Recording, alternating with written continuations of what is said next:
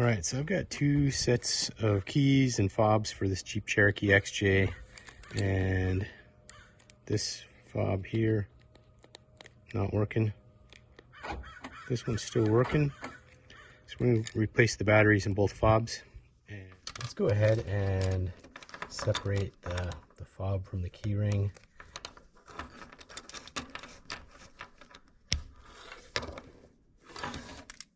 I'm just going to use a single coin, just a penny, and down here towards the end of the fob that goes into the key ring on the right hand side of the panic button, there's a little slot. You can use the coin to just pry open the fob. Simple as that. And you can see on one side of the fob you've got the electronics, the buttons. This can all come out if you want to clean this. Just kind of push on the buttons and pull it out. But what we're going to focus on is just getting these two batteries out. There's two batteries sandwiched together. The original batteries used in these were CR2016 or 2016. So I'm just going to use a small precision screwdriver to help me get these out. What you'll notice is they're both positive side up, the side with the writing on it. That's important. All right, so here's new batteries. They are from Amazon Basics CR2016. I bought 4 of them because I'm going to change the batteries in both fobs. I'll leave a link to this in the description. Super affordable, smart thing to do. If you're doing one, you might as well reset the clock on both fobs. All right, so let's open this up. I'm just going to cut the package in half.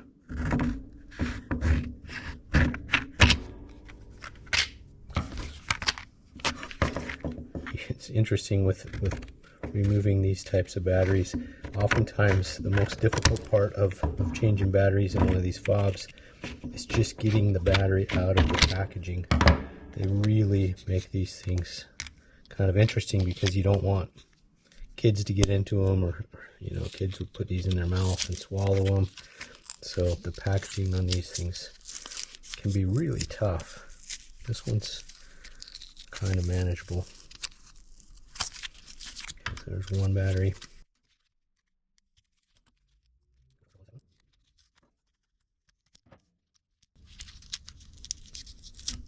All right. There we have 2 new batteries. So 3 volts each. I'm going to try and get our handy dandy multimeter, see if we can test these batteries. I'm going to actually hold them in my hand. Yeah, so we're stacking these batteries, and instead of reading 3 volts, now we're getting a little over 6.5 volts. Right? If we take one battery out of the mix, we're getting, you know, a little over about 3.3 volts out of this battery. We're getting about almost 3.3 volts out of each battery.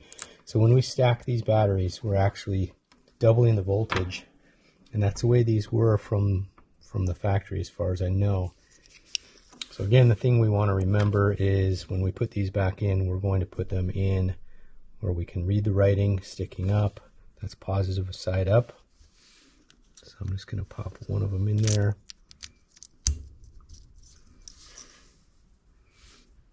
And pop the other one right on top.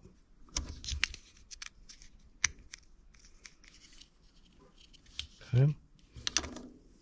Seems to be good.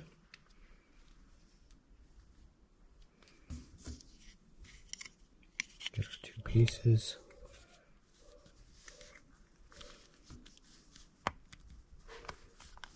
Just kind of carefully squeeze these back together. It kind of snaps into place. But this guy should be good to go now. We'll rinse and repeat on the other fob, and then we'll go test them out. But I hope that helps you. Please like and subscribe. We'll see you in the next video. Thanks.